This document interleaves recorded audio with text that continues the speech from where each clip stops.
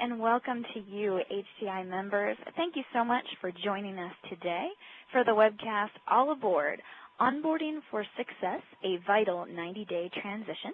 This is part of our ongoing series of webcasts in our talent development community, which is played during our Talent Development Hour of live programming. Today's webcast is made possible through the generous support of our underwriter, CRG and Perform. So I'd like to take a moment to thank them for their support of this very important and timely topic. CRG and Perform produces easy-to-use online performance management software, and we encourage you to visit them at www.employee-performance.com for more information and for a free trial if you are interested. We'll get started with this webcast in just a few moments, but I do want to take care of a few housekeeping items. Our recommended method for listening to today's webcast is through Voice over IP, which streams through your computer speakers or headphones. So either way, please check and make sure you have the volume turned on and turned up. This is a quick snapshot of how we'll be spending our time together today. And I want to point out to everyone the Q&A button on the menu bar at the top of your screen. I encourage you to click on this Q&A button now. This will open a question and answer interface that you can undock and move anywhere on your screen to keep open throughout the course of the webcast. And this is the interface you can use to contact our technical specialist if you're experiencing any audio or visual difficulties.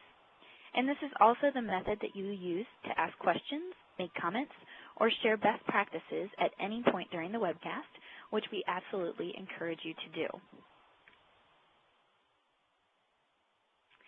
My name is Aubrey Whitty, and I'm a research analyst in the Organizational Development and Leadership practice here at HCI. And if you are a fellow social media user, I encourage you to connect with me on LinkedIn and Twitter as well. But it's my great pleasure today to introduce you to our guest, Dawn Kohler, and tell you a little bit more about her. Dawn is the founder and CEO of The Inside Coach, a training and development company that offers innovative solutions to enhance workforce excellence. She is also the founder and former owner of Icon Computer Corporation, where she was a finalist for the Orange County Woman Entrepreneur of the Year Award. Her clients include DreamWorks, Comcast, Time Warner, NBC Universal, and Spectrum Pharmaceutical, among many others. And Dawn holds advanced degrees in business and computer science, and she's also a Hudson Institute graduate and a certified executive coach. And today, Dawn will be drawing from her successful experience as a corporate leader and executive coach to deliver an insightful and motivational message.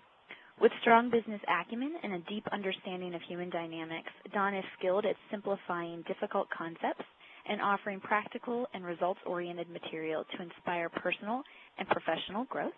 And I'm really looking forward to her presentation as well. So with that, I'd like to turn it over to you, Dawn. Welcome. Thank you for joining us. And thank you, Aubrey. I appreciate it today. Well, welcome, everybody. Thank you for spending your time with us today. Wanted to touch just a little bit on what we're going to be talking about. The agenda for today is we're going to be looking at, of course, why onboarding is important. There's certainly been a lot of information out on onboarding and a lot of buzz about it, so we're going to see what the buzz is all about. We're going to look at the 6 elements of effective onboarding, the onboarding experience from the point of view of 2 different employees, and then we're going to look at some best-in-class organizations as far as the technology that they use for onboarding, relationship development, 30, 60, 90-day plan, and then the training and development used. We're going to look at a couple of the challenges that many of our companies experience when dealing with the onboarding process, and then we're going to look at how we could potentially create an onboarding strategy. So there's lots to cover, so let's get started. And I do believe there will be an opportunity to ask questions via the chat. Is that correct, Aubrey? That is correct, and we welcome questions at any point during the webcast. So HCI members, you can use that interface to ask questions for Dawn at any time. And please feel free to do that because we love questions. So let's start with why onboarding is important. And this statistic is rather staggering. The retention surveys are now showing that 89% of new hires will determine if they're going to stay with the company within the first 6 months of employment. Now, what's interesting about that is that first 6 months, the impression of the company, of the culture, and largely the experience they have with their manager is going to determine why that employee, or if that employee determines they're going to stay or not. If they decide to leave, of course, the cost of losing them is pretty significant. An estimated cost to replace a $60,000 a year employee is over $49,000. And that does not include the soft costs like loss of knowledge, intellectual property, and of course the time and effort for all of our folks, HR team and manager, in the cost of training them and onboarding them. It's really the driver behind why onboarding has become so significant. If we don't do it correctly, we run the risk of losing that asset, and with all of the amounts of money that have gone into recent years in recruiting and hiring, now the emphasis is really how do we keep them once we get them on board. So, of course, it's the retention of the human asset that makes onboarding so significant these days, and the cost of losing them if we don't retain them. Compliance, as we know, compliance is an important piece of onboarding. We've got to make sure that we have all the paperwork accounted for risk mitigation. Time to productivity. Now, this is pretty significant as well because you've got somebody that comes on board, and the time it takes them to be up and a fully operating employee asset of the company is significant as far as time to productivity and cost to productivity. And that's pretty significant as far as an onboarding strategy because companies that have effective onboarding strategies are seeing 50 to 60% reduced time to productivity. And then, of course, high engagement of the employee. There's a lot of communication, both intended and not intended, in that first, 1 week, 2 weeks, 30, 60, 90 days. And we want to make sure that we're sending the right message because the right message will increase their level of engagement. And then, of course, reputation of the company. If people are coming in and singing our praise and they love the company, that gets out there in a big way these days because people talk about it on Facebook, it's social media. We have access to so many different forms of communication that our onboarding can speak volumes as to what kind of company it is to work for. Again, since there's been so much interest in onboarding, the Onboarding group did a study, and this is probably the most extensive study that has been taken in the industry so far. The study was between 2008 and 2009, and they really looked at an in-depth survey of over 600 companies. And they evaluated the onboarding strategies, practices, and metrics, and what it basically came down to was 6 major elements that determined the industry averages and laggard companies. So laggard companies were qualified as those that really were below the 30%, and then best of class were the ones in the top 20% according to the study. What we found is first we looked at the Onboarding study, took it down to really 6 elements of effective onboarding. And this is interesting in that when we tend to think about onboarding, traditionally what we hear is task management. And there are other elements, of course, involved in this. And the first one, of course, is induction. And when we talk about induction, we're really talking about that time of acceptance through that first week. Forms and task management, again, this tends to be the focus point of onboarding, yet it's only 1 out of 6 components to an effective onboarding strategy. So I'd like to put that in perspective. Relationship development and social assimilation, such a key component of the onboarding strategy because you can fall down in some areas, but if you really haven't connected with them from a relational standpoint, chances are you will lose them.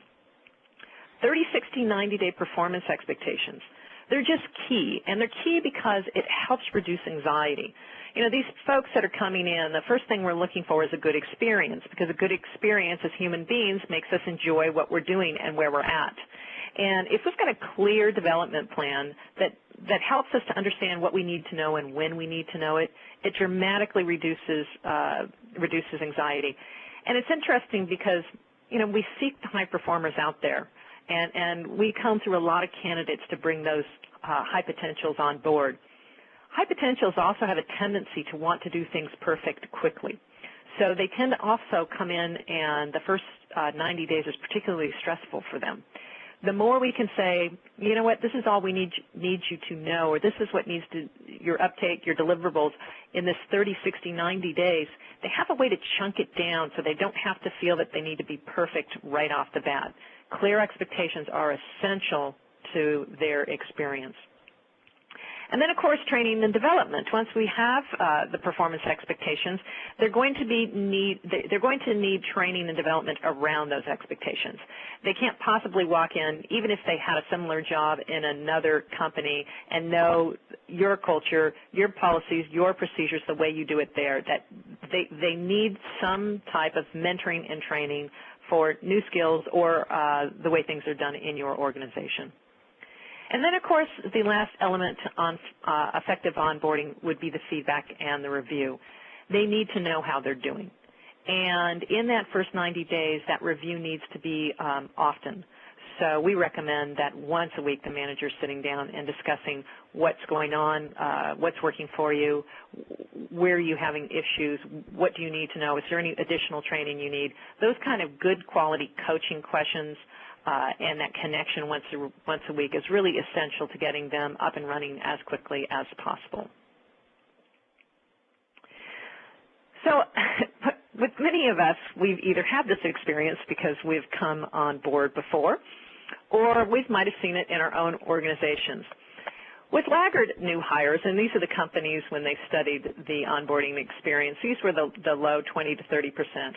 Common scenario is you have somebody like John here, our new hire, and he just received a call from the recruiter that he's been chosen for the position.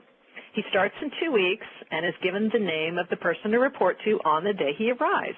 He hears nothing in between the time that he hears that he's been accepted and the first day at work, which unfortunately gives him a lot of time to wonder, did I really make the right choice?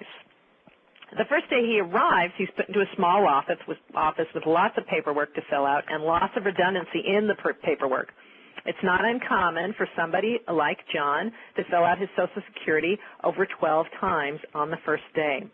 He's already not having a very good experience. He's then taken to an office and told that, unfortunately, IT didn't get the request in time and his PC will not be delivered until the following Monday. So, how do we think John's feeling at this point? His manager is actually out of town the day that he arrives, and he's been left a to-do list, including data entry work and an assignment to review the company website. So right off the bat, we haven't particularly engaged him, but have sent actually messages that we probably don't intend to send. And we do that by no contact before the hire date. The induction was by HR, which we want to have HR involved in the induction, but it's really important for the manager to be involved in that as well. Lots of paperwork the first day, computer not ready, and manager, typically, if they're not prepared, they're handing out a to-do list, which communicates volumes to that new employee. Now, we just want to contrast that for a minute for the people that did have, the companies that did have onboarding strategies and what that experience was like. So in best of class onboarding, we have a new candidate, Steve, who is called by his manager congratulating him on the new position. Again, not the recruiter, but his manager. A social media link is sent to him that gives him a Facebook-type page welcoming him to the company. He has the ability to fill out his paperwork online before he starts, and from the time of acceptance, he is sent via email or links a welcome letter from his manager, a few team members, and the CEO of the company. So how is Steve feeling before, and this is again, before he's even walked in the door? When he arrives, his manager greets him. Whatever paperwork is left waits until the end of the day, and he is issued all tools and passcodes that first morning. He feels, because the company is set up, that they're prepared for him. So the message then to Steve is, you are important. We care about your success here. That initial message to that employee is key to that employee's performance right off the bat. We're setting the tone for who we feel they are and who we feel they can be. So again, we began with the onboarding from the time of acceptance. Social media links or some kind of communication is sent during that time frame. Induction by a team lead or direct manager.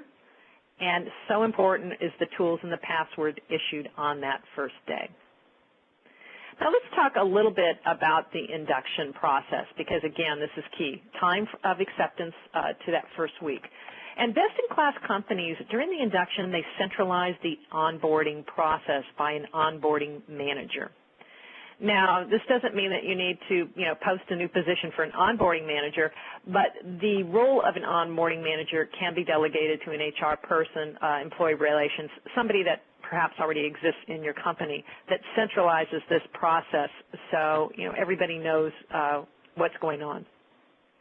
The team's ready to receive the new employee. They know who they are. They know what that person's name is. A little bit about them so they welcome them into what is going to be a new tribe, a new team, a new family, and we want to feel like we belong there, and largely that experience will be how well we're welcomed.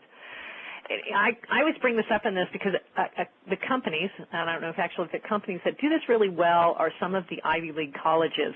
For those of you on the call that have done the college tour with your children and we've gone out to these schools, the way they bring these children on and onboard them into the new culture, they really do an outstanding job. And we can learn quite a bit from some of the way the colleges onboard their new students into our organizations by taking some of those best practices into our organization. Social media link, again, something to personalize the experience. If you don't have this technology, there's a lot of great technology out there that can provide this, but there's also ways internally you can do this if you don't currently have that technology. Very important and cited over and over again in best of practices is that you're ready for them. All the IT, the computer, the email, the phone, up and running day one. Best in class did favor automating onboard. And the reason why is the paper-based onboarding simply lacked consistency. There was unclear on the ownership without that centralized source. A lot of excessive paperwork. Again, there's some redundancy there when you're duplicating and writing your Social Security number various different times. Compliance challenges, difficulty customizing the experience for that person. The automated was more consistent process throughout the organization. It helped with clear ownership tasks. There was a dramatic reduction in paperwork, and the employees had a positive experience, especially if you're onboarding a lot of millennials. They tend to expect an automated system. That is what they're used to, and old school to them looks old school. So you're setting the tone for yourself right there. It also helped with compliance and the ability to customize for each new hire. Now, again, there's lots of ways to do automation, but your level of automation will communicate your level of sophistication, and it will also set the tone and often the performance level of the employee. If they're coming in and going, wow, this company's buttoned up, it says, I need to be buttoned up here too. So if they don't really know what they're doing around here, on the contrary, if the right brain isn't talking to the left brain, that becomes pretty obvious in that first week, and that too sets an expectation. If they're not giving me their best, am I required to give them my best? So again, we really want to think about those impressions on that first week and during that induction period. Use of technology with onboarding is best of class. Some sort of management tool, really up to 70%, and this included performance management systems, because a lot of great performance management systems incorporate an onboarding process within their performance management system. And I do think our sponsor today does have that type of technology. So it's definitely worth looking into because it sets a tone on a lot of different levels. Technology allows, of course, due dates and alerts to be sent out for reminders on certain task duties to both the manager and the new hire. We do have reminder emails. We can set up goal creation and status, so we're working that 90-day development process. We can take some surveys as well to find out what that the new hire's experience is, and then, of course, reporting and analytics all go along with that technology. So, again, if it's in your budget, it's well worth investing in that. With or without technology, probably the most important piece of onboarding is the relationship development. At the end of the day, we are all humans, and what the paycheck will never reach is our intrinsic need to feel like we belong and to feel like we are contributing to a company. And those two intrinsic needs and motivators are tapped by our relationships with inside the company. And it really starts with the relationship with the manager. So manager to establish the relationship is key. That's really the go-to person that new hire is looking for.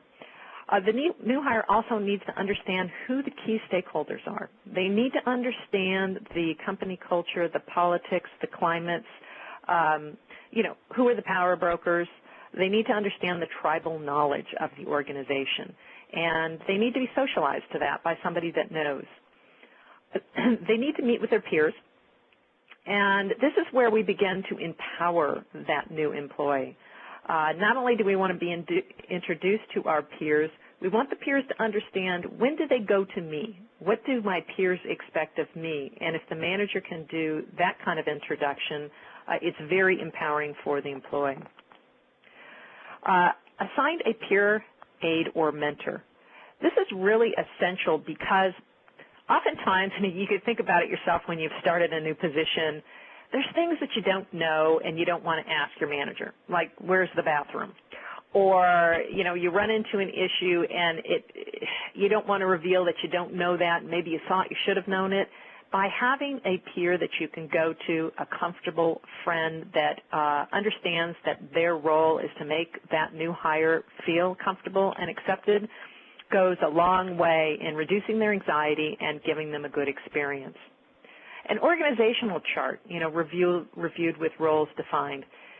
It's still amazing when we're out there both training and coaching, when we talk to folks, and if they've been there 6 months, a lot of times they still don't know who the players are because nobody sat down and really went through an org chart with them so they understood how the organization operates. It's really crucial for them to put not just their role in the greater context, but understand the greater context of the organization, period. Lunch is set until a relationships are formed. This just goes back to the first day we started any school, whether it was, kindergarten up to our first experience in junior high. You hate to be that kid that's sitting out on the bench and you don't have a friend to have lunch with. It just screams being alone and perhaps not being accepted by others. So we're still that human being, even though we're in an organization. The more that we can set up lunches with, outgoing people that first couple of weeks until that new hire has established their own relationships is really crucial. And you don't necessarily have to set up every single lunch, but, 3 or 4 a week for the first couple of weeks is just a nice way to bring that person on board, and they'll gain great knowledge during that time. 30, 60, 90-day plan, again, just a real essential piece of the onboarding experience. If anybody's actually interested in this, feel free to email me because I do have a good plan. I'd be happy to share with you with some good coaching questions on that 30, 60, 90 days because it is so crucial to reducing their anxiety and getting them focused on what they need to do. Prepare it in advance. I often tell my managers this.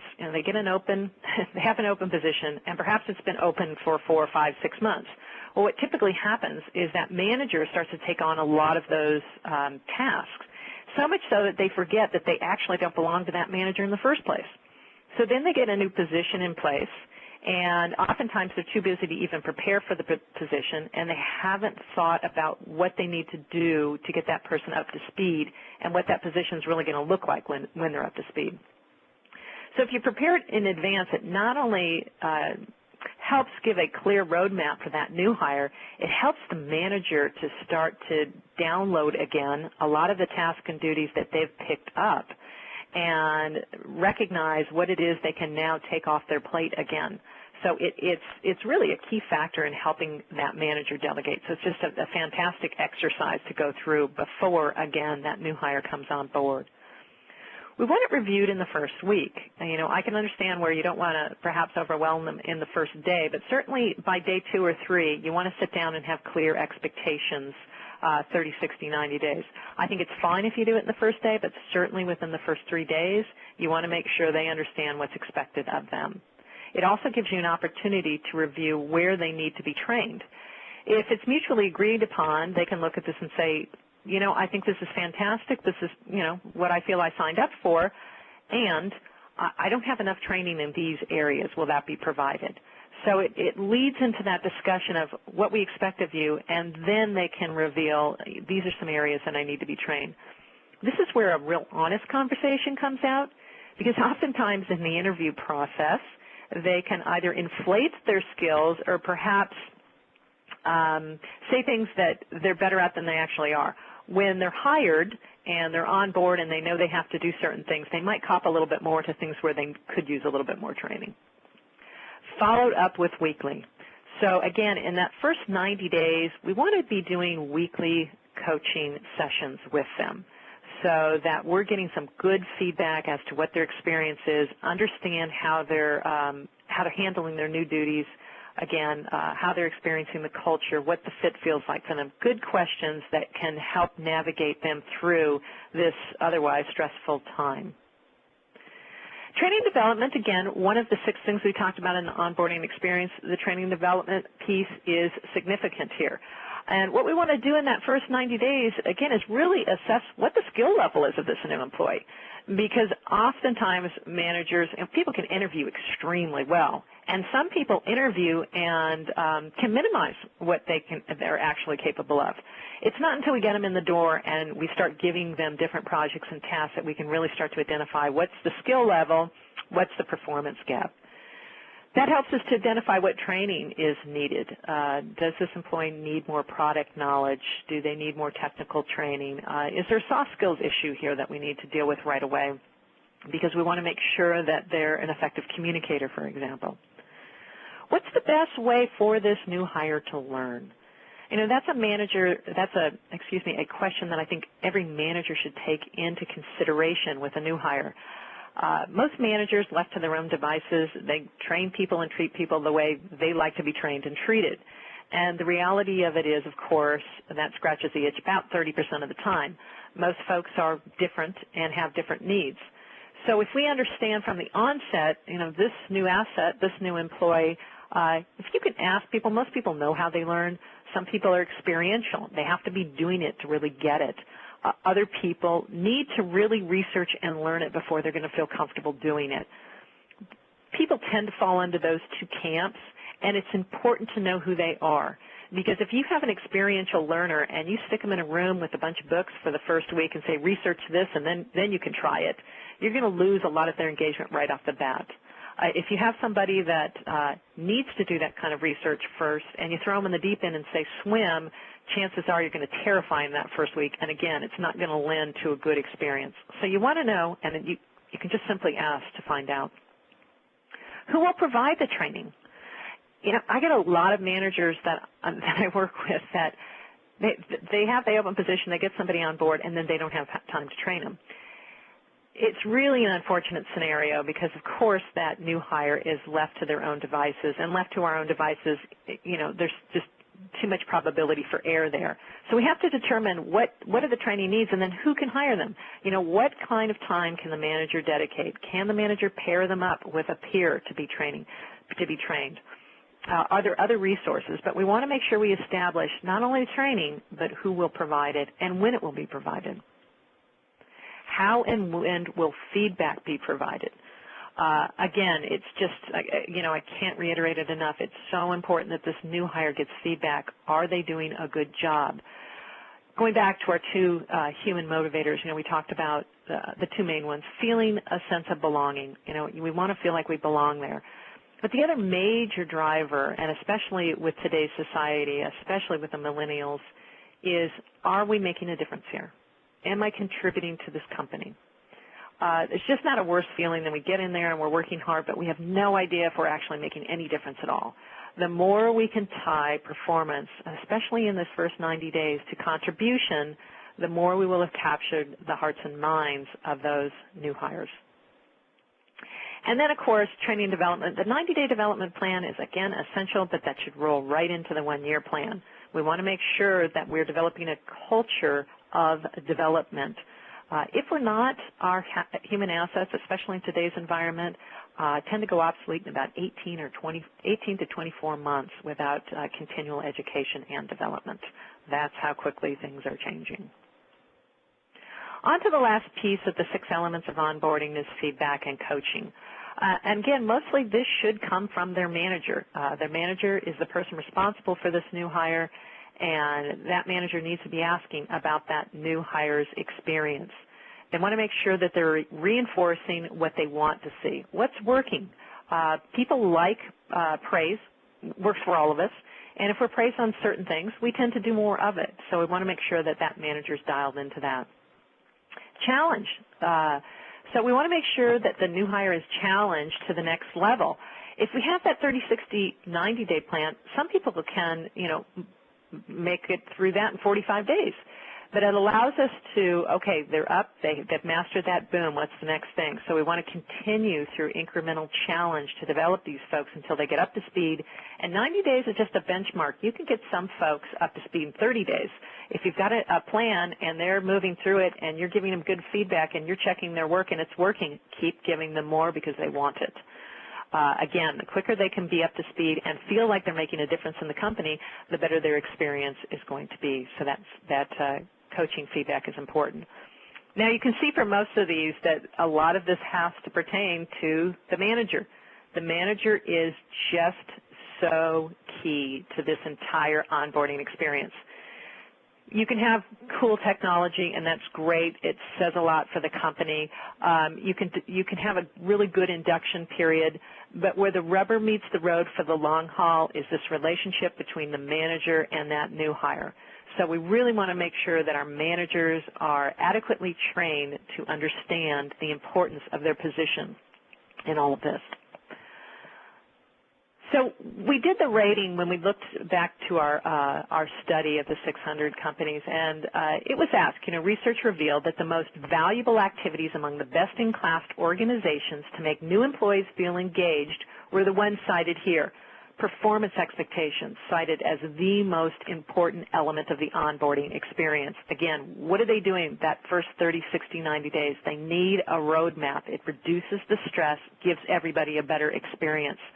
The second one that was rated the highest was that IT running. That shows the preparedness. If they come in that first day, they sit down, they have their computer, they have their password, they have their codes, they have their phone. It says they were ready for me. I was delivered and they were ready. Manager's review, very significant, equally as high as the IT running. Again, that manager has to establish that relationship right off the bat and then maintain it. Assigned a mentor on the peer level is usually best as far as this is concerned. But again, just somebody that can help socialize them and assimilate them into the environment that is a non-threatening person because they're either on the same level of authority or somebody that's, again, just a non-threatening person. And then those scheduled briefings, again, which is the feedback. How are you doing? What's working? Good coaching questions so that we can help them to continue the good experience. And then providing some social tools for them, anything that kind of links them into the rest of the group.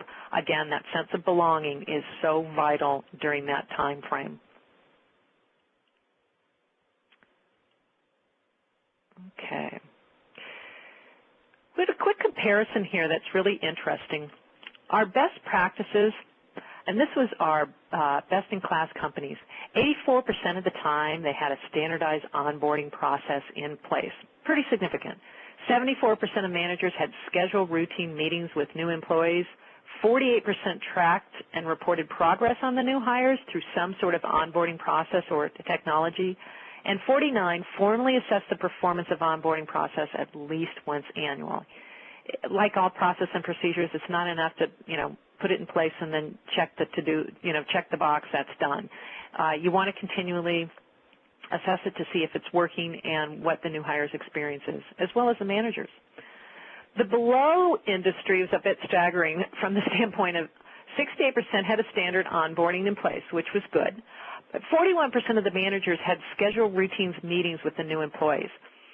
The problem with that is 59% of them didn't have it, which is really a significant number when you think about that new hire and how important that manager relationship is.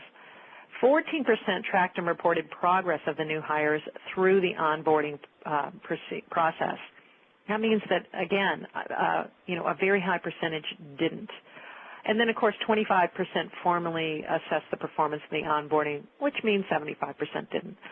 So, we take time both in developing the onboarding strategy as well as, implementing it. And if you're going to spend the time, you want to make sure that you're continually checking the performance of it. Is it doing what you want it to do? And tweak it. It can always get better. Here's the payoff. The metrics of the best-in-class business. There are 3 key performance indicators here that describe the best-in-class. And what's impressive is the improved retention rate, almost 100% improved retention rate. If you think about the motivators why onboarding has become so significant, it is really to retain our new hires, and it's working. 100% of the time they're getting higher retention. Time to productivity is between 50 and 60%, which is fantastic. If you really look at the hard dollar cost to that, it's so significant. The hard dollar cost to really just one mid-level employee on an onboarding, the time to productivity will pay for your onboarding, a lot of your onboarding costs just to build the strategy itself. So the return on investment here is just huge. And then increased completion, of course, of the compliance, which reduces the risk mitigation, which is, of course, something that we know we all need to do when we're talking about onboarding. Pretty significant return on investment here. And again, the investment can simply be, a group of people getting together and determining how to do this, all the way up to the latest, greatest technology to help you do it. But either way, it needs to be a full process taking into consideration those 6 elements. Here's the onboarding challenge. And some of you might look at this and go, yeah, that's our challenge here, because it can be. Lack of ownership. Many best practice organizations, 54%, address this challenge by employing an onboarding manager. Again, that onboarding manager is so significant to make sure that, the right and left brain are speaking, and that it will be transparent to that new hire. Lack of support from senior management. This is just frustrating across the board when we run into this. We understand the importance of it because we go to webinars like this, and we understand how significant it is, but how do you get the attention of senior management? Making a case study for it is something that we want to do because onboarding is so important. You can certainly, hopefully, the slides from today might help you to make a case study, or our sponsor, I do know, helps folks with case studies as well to present to upper management. So utilize the resources that you have available because it is, you are a trusted advisor to senior management, and this is the stuff they need to know because it does affect their company. Oftentimes it's viewed as a checklist. Here we've got the 10 things we have to check off, and then they're simulated into the organization. It's just so much more than a checklist, as you obviously seen from our slides today. Poor understanding of its impact on retention. We still have a challenge out there of folks not understanding it, which is interesting. I think this is sort of the new wave of awareness coming now because we did understand the importance of getting the right people in the right positions. So a lot of money and effort has gone into recruiting, and certainly we have seen that. But here's the next step of recruiting. Once we get them in the door, how do we keep them, and what is the impact of that first 90 days? It's obviously extremely significant if 89% of them are going to decide in the first 6 months whether they're going to stay or not. Defining the process. Where does it begin and where does it end? A lot of best-in-class companies take it through 6 months to a year. They begin, obviously, what we talked about prior, at the point that the new employee accepts the position. So we need to think about this a little bit differently. It's not so much the first day that they start in the position. It's the first day that they accept, yes, I want to work for your company. That's the beginning. And in your own process, I always recommend 6 months, at least 6 months. I think the 30, 60, 90 day is crucial, but they're really a new hire through that first 6 months. And they should be assimilated during that 6 months, and additional care should be given during that time frame. Of course, lack of tools and technology is a challenge. It's just, as many of you know on this call, very time-consuming. There's a lot of details and a lot of things to orchestrate during that time frame, and it takes a lot of time and a lot of, a lot of drain off of our resources internally. So the more we can begin to automate this, the better it's going to be in the long run, especially if you're doing a lot of hiring. So creating an onboarding strategy, we want to make it easy for you. So, first and foremost, it needs to be centralized. You saw that several times here today. We want to make one person responsible for it so that there's one person that knows the beginning, the middle, and the end of all the onboarding activities. If it isn't centralized, there's just too much room for error. The more we can automate, again. But if you cannot automate, it doesn't mean that you cannot have an onboarding strategy. You work around it because there are other elements equally, if not more important. Starting early, again, from the time that they accept the offer is the beginning of the onboarding piece. Manager involvement. We want to make sure that that manager understands their responsibilities.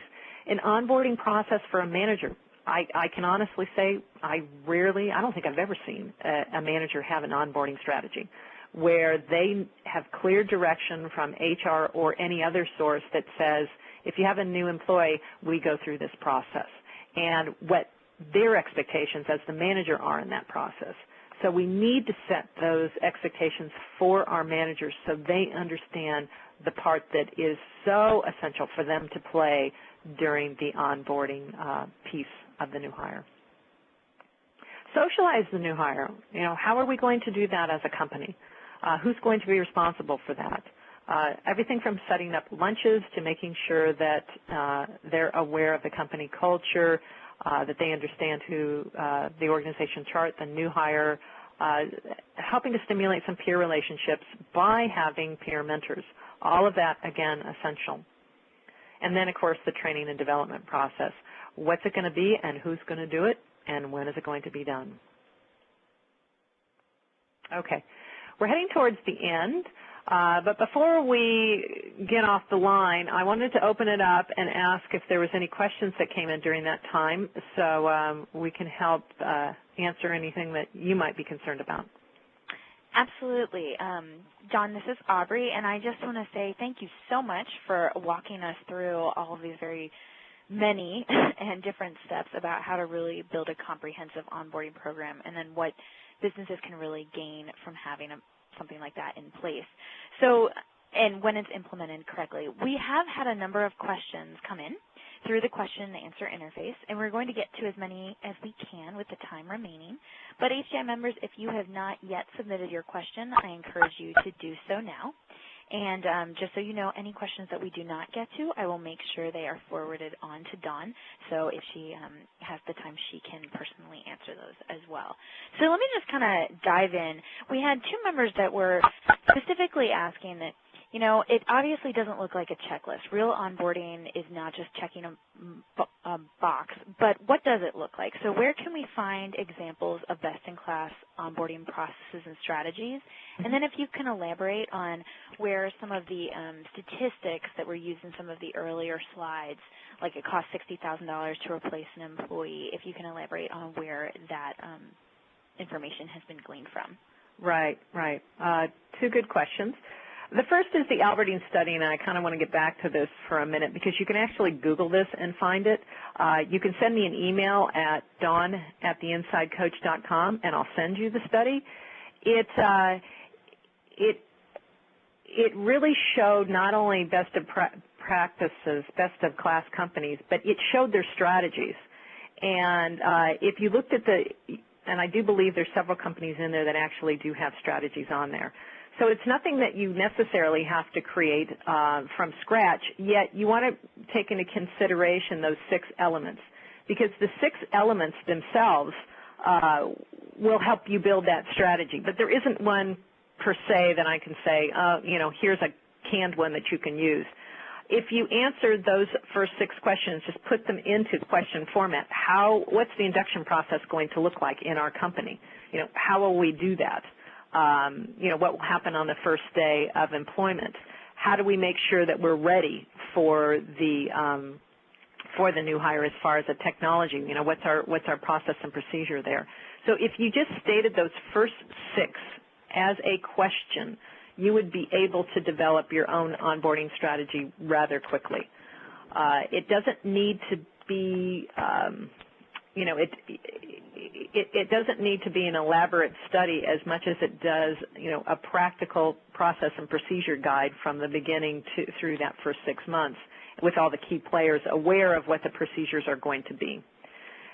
As far as the technology is concerned on that, there's a lot of great companies that do have onboarding technology that will actually offer process and procedures with that technology. But I have to advise you on that.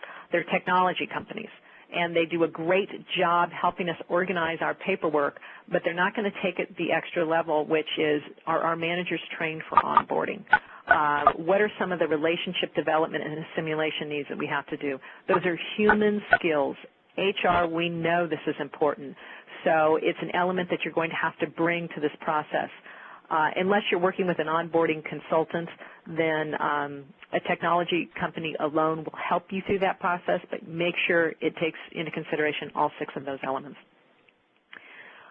And I'm sorry, there was another question embedded in there, or? No, actually, you mentioned it. It was the Aberdeen study. Okay, great. So in terms of the training and development area, I've gotten 2 questions from Jim and Mary about this. So first of all, what are your thoughts about having like a core curriculum map that outlines mandatory or optional courses that touch on various topics? And then more of a broader question is, should new hires really talk about training needs in the first few weeks, or should we wait until month 3 or month 4 because they need to learn the company business, how the roles work, the people, et cetera? Right. Well, certainly they need to be talking about training needs, I think, within the first couple of weeks, because we're talking about training needs just in association with the first 30, 60, 90-day expectations. So what are the training needs so they can meet that expectations? Beyond that, you'll have training needs for product knowledge, for soft skills. If they're a leader, their leadership. Those can be subsequent conversations, but if you have an expectation for somebody to do these certain tasks and responsibilities in the first 30 days, they need to be trained in the first 30 days to make sure that they can execute on those. Gotcha. And then if you have any thoughts about having like a core curriculum in place where a new hire can choose optional courses versus mandatory courses about specific topics and business units. And who did that come from? That came from Jim. Jim, I love the way you think. I absolutely agree with you. I think there should be in the first 90 days, and not just product and things like product knowledge, but also soft skills. I rarely see it, but I love it when I do. Companies that have a 90-day onboarding program, during that time there is some downtime for training. So even if they were to add an online course like conflict resolution, managing up, some of these online courses that they can incorporate in that 90-day period helps that employee with essential success skills that we know make them more effective in the company. There's lots of places to get those online courses. Of course, we're one of them. But I do think if you don't have them internally, you can go outside and get them. But I love having a curriculum, and I also, Jim, love the idea when they can select. So here's some cores and here's some electives. These are some courses that you can take, and this is how you can access them. That would be for the new hire, especially if they don't have management responsibilities. For the manager themselves, I am a huge proponent that every manager, if they're bringing on somebody and hiring people, have to have some training on the onboarding experience and how to develop direct reports. It's just, we tend to promote managers because they're technically good at what they know how to do, not because they know how to manage. And we need to be able to train those folks how to be effective stewards of the people that they're responsible for. All right. So thanks, Jim. So, okay, Dawn, I have to tell you that you said you loved questions, and we have tons of questions. So thank you so much, HDI members. Continue to submit them. I'll make sure that they get to Dawn if we don't get to them now. So there have been a couple interesting questions that have come in. One is from Steve, who says that the majority of his employees work off-site, and their managers are oftentimes not physically located with the employees that they manage. So do you have any suggestions on how to improve the onboarding process in these situations, and specifically building that relationship with the manager? Right. You know, off-site employees, managing off-site employees it follows a similar format. Yes, you don't have the face-to-face, but you still need the touch points. And oftentimes with remote employees, we can lose the necessity to be continually communicating with them. It's just important that they understand that they have a responsibility, especially in the onboarding, to be touching base with them on a regular basis. They'll do it, again, if it's the expectation set for them, so that's important, and how to do it. Oftentimes, managers don't reach out because they don't know what to say. They need a list of good coaching questions. They need, again, the expectation set that this is your responsibility. It's a little bit more difficult in that, again, you can't turn around the corner and see them, but it doesn't mean that you can't have a very good onboard experience with an off-site employee. You just have to make sure those touch points are regular and systematic. You have to be available to them, and you have to make sure that they're going in and asking good questions about that employee's experience. We don't want to just leave them out there because we don't see them. Gotcha. And in terms of, sometimes organizations will, kind of have a big hiring wave where they will hire on several different people at the same time. So what do you think about, Lisa's curious to know what you think about orientation being done individually versus performing it in a group setting? Great question. Obviously, the preferred way is individually because you're sending the message that that person is important and you're customizing it to that person. So the more we can do individual onboarding, the better. But understood, if you've got a mass hiring and you've got many, many people, then realistically from a resources standpoint, you probably can't do it any other way. So the more you can personalize the touch, in that example, if you're doing mass hiring, if you can get any kind of technology that sends sort of a Facebook link so they have a personalized page from a social media perspective where they're welcomed that way, it's a great way to make it individual to them, and then also at the same time you have the induction through a group process. So that's really fairly simple technology out there. It's not going to cost you a lot, but you gain a lot from it. And then that individual can go to their own web page and it says their name and, and welcome Stephen to the company, and we're happy you're here, and here's your manager, and here's your org chart, and now I feel dialed into my company. Back to Steve's question on the off-site employees, the more you can give them that kind of information or technology for somebody remote, the better too. They're linked right in. Okay, awesome. Eileen wants to know, kind of getting back to the basics, that for a company that's beginning to implement their onboarding program, what do you consider the first aspects that the program needs to focus on? And I know that you talked a lot about those 6 key elements of an onboarding program, but is there any one that really sticks out to you? Well, I'll give you the one, too. The one that sticks out to me the most is the time of accepting the position. What happens from the time they accept the position until the time they start the job? There really needs to be interaction there. It's just too much time to have them sit around and go, God, did I make the right choice? It's also too much time for a competitor to sneak in and say, oh, yeah, I'll give you a better offer. What did they offer? We want to let them know right from the beginning, before they even walk in the door, that we're excited about them as a new employee and we're eager to get started. So anything you can do as far as manager sending an email from the CEO or somebody on the executive team, peers reaching out that might have participated in the interview process or, heard about you and really excited to come on board. Anything you can do between the time they accept and the time they arrive, the better. And then number 2, of course, is when they arrive, receive them as well as you possibly can. Make sure that technology's up and running. Make sure they feel welcome. Give them that good experience. people, even in conversations like speaking events like today, what people take away is the experience. And so what you want to make sure is that they had a good experience. I hope that answered your question. Yeah, no, I think that's very comprehensive. Thank you. Well, so one of the things that was mentioned several times is that managers are key to keeping new hires, building relationships with them. People don't leave jobs, they leave their managers, all of that stuff. Absolutely, absolutely. Right.